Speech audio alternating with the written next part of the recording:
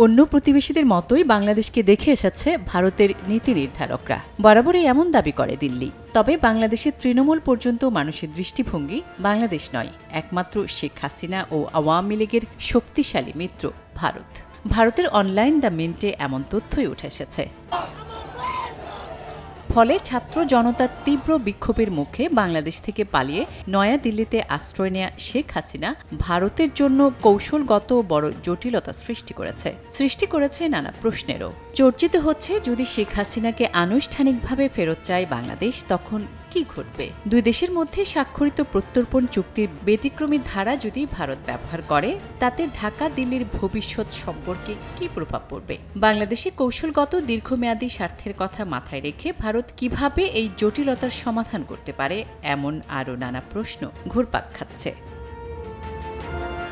সার্কভুক্ত দেশগুলোর মধ্যে নেপাল, ভুটান ও বাংলাদেশের সঙ্গে প্রত্যর্পণ চুক্তি আছে ভারতের। শ্রীলঙ্কার সঙ্গেও আছে প্রত্যর্পণ বিষয়ক অ্যারেঞ্জমেন্ট। 2013 সালে স্বাক্ষরিত হয় বাংলাদেশ ভারত প্রত্যর্পণ চুক্তি, যা 2016 সালে সংশোধিত হয়। তা থেকে সুবিধা পেয়েছে উভয় দেশই।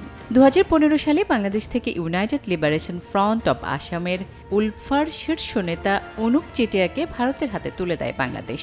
এই চুক্তির আওতায় বেশ কিছু বাংলাদেশি পলাতককে হস্তান্তর করা হয়।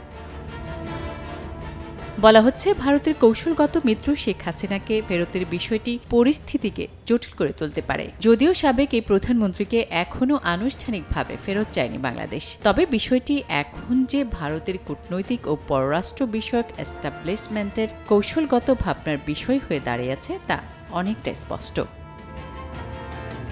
এদিকে আন্তর্জাতিক অপরাধ ট্রাইব্যুনালের প্রধান প্রসিকিউটর তাজুল ইসলাম বলেছেন, বৈষম্য বিরোধী ছাত্র আন্দোলনে যে গণহত্যা চালানো হয়েছে তার তথ্য প্রমাণ সংগ্রহের কাজ শুরু করেছে তদন্ত সংস্থা। জানান, ভারতের সঙ্গে বাংলাদেশের অপরাধী বিনিময় চুক্তির আলোকে শেখ হাসিনাকে দেশে ফিরিয়ে আনার প্রক্রিয়াও শুরু করা হবে। তাই প্রশ্ন উঠেছে, যদি আনুষ্ঠানিকভাবে বাংলাদেশ শেখ হাসিনাকে ফেরত চায়, কি পদক্ষেপ নিতে পারে ভারত? তাদের কৌশলগত মিত্র শেখ হাসিনাকে দিল্লিতে রাখতে বিকল্প কি পথ অবলম্বন করতে পারে প্রতিবেশী এই বৃহৎ দেশটি? যদি দিল্লি প্রত্যর্পণের অনুরোধ প্রত্যাখ্যান করে, তাহলে এই চুক্তির ব্যতিক্রমী ধারাগুলো ব্যবহার করে তার উপর ভিত্তি করে সেটা করতে হবে। এছাড়াও ভারত চুক্তির অনুচ্ছেদ 6 ও অনুচ্ছেদ 8 ব্যবহার করে তার বৈধতার ক্ষেত্র তৈরি করতে পারে।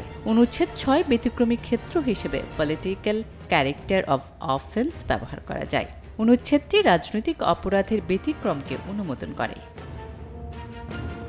অন্যদিকে অনুচ্ছেদ 8-এর 1-3 বলা হয়েছে, কোনো ব্যক্তিকে প্রত্যর্পণ করা যাবে না যদি তার বিরুদ্ধে আনীত অভিযোগটি ন্যায় বিচারের স্বার্থে করা না হয়। এই দুটি ধারা বা উপধারাই ভারত টেকনিক্যালি ব্যবহার করতে পারে, যা আন্তর্জাতিক আইনের অধীনে প্রত্যর্পণে অস্বীকৃতি জানানোর পরিমাপের মধ্যে পড়ে। তবে ভারত আসলে কি প্রতিক্রিয়া বা পদক্ষেপ নেয় তা সময়ই বলে দেবে।